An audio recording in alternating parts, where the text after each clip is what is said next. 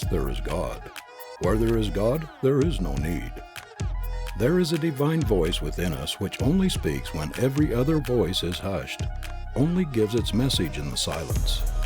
"I shall study law," said an ambitious youngster, and those who are already in the profession must take their chances. The divine self-confidence of youth, the unshaken faith that believes in all things possible, often makes cynics and world-weary people smile. Yet it is the grandest, most helpful attribute of man, the finest gift of the Creator to the race. If we could retain through life the faith of ambitious, self-confident, untried youth, its unquestioning belief in its ability to carve out its ideal in the actual, what wonders we should all accomplish! Such faith would enable us literally to remove mountains. All through the Scriptures, faith is emphasized as a tremendous power.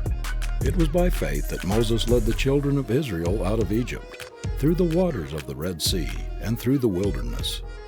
It was by faith that Elijah, Isaiah, Daniel, and all of the great prophets performed their miracles. Faith was the great characteristic of Christ himself.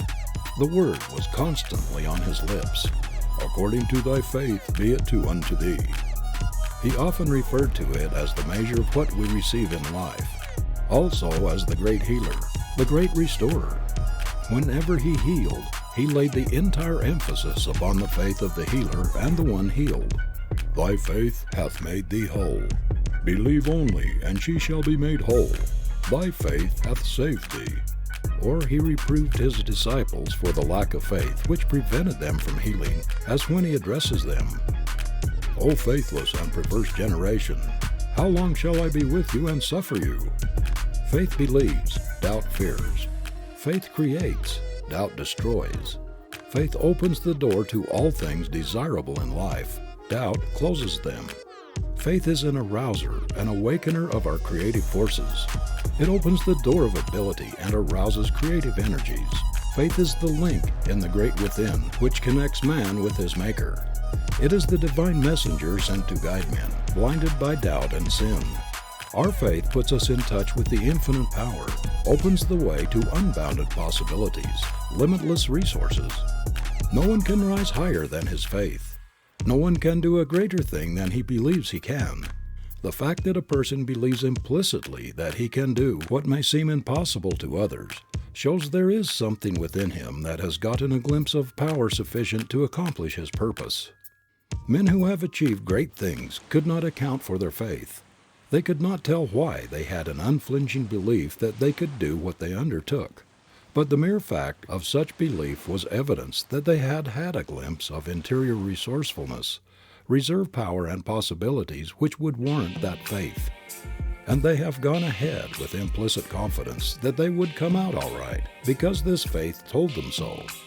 It told them so because it had been in communication with something that was divine, that which had passed the bounds of the limited and had veered into the limitless. Men and women who have left their mark on the world have been implicit followers of their faith when they could see no light, but their unseen guide has led them through the wilderness of doubt and hardship into the promised land. When we begin to exercise self-faith, self-confidence, we are stimulating and increasing the strength of the faculties which enable us to do the thing we have set our heart on doing. Our faith causes us to concentrate on our object and thus develop power to accomplish it. Faith tells us that we may proceed safely, even when our mental faculties see no light or encouragement ahead. It is a divine leader which never misdirects us, but we must always be sure that it is faith, and not merely egotism or selfish desire that is urging us.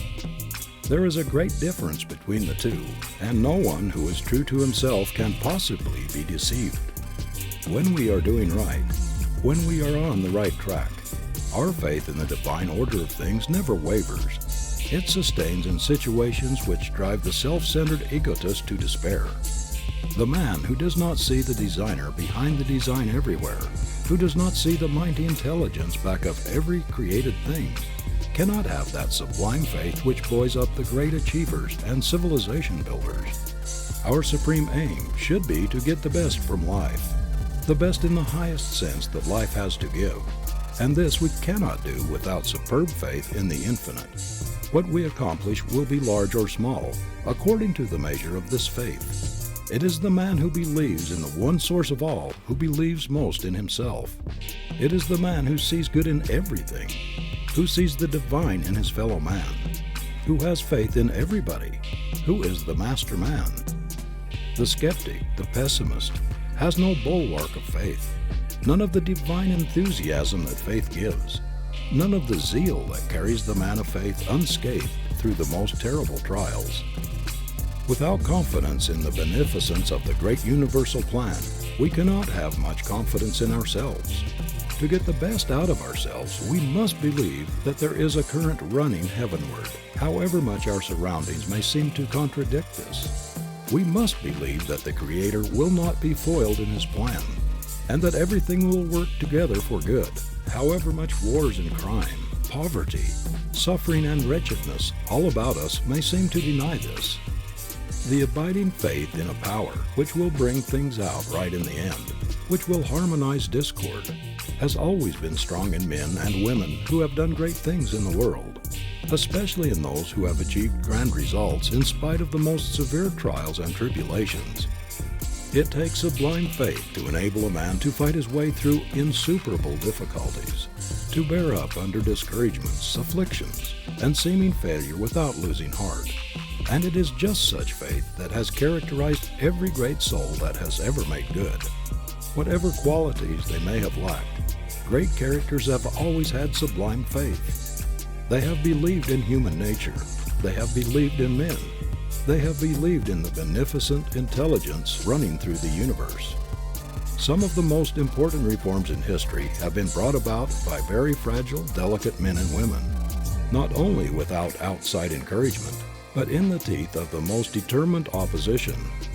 They have agitated and agitated, hoped and struggled until victory came.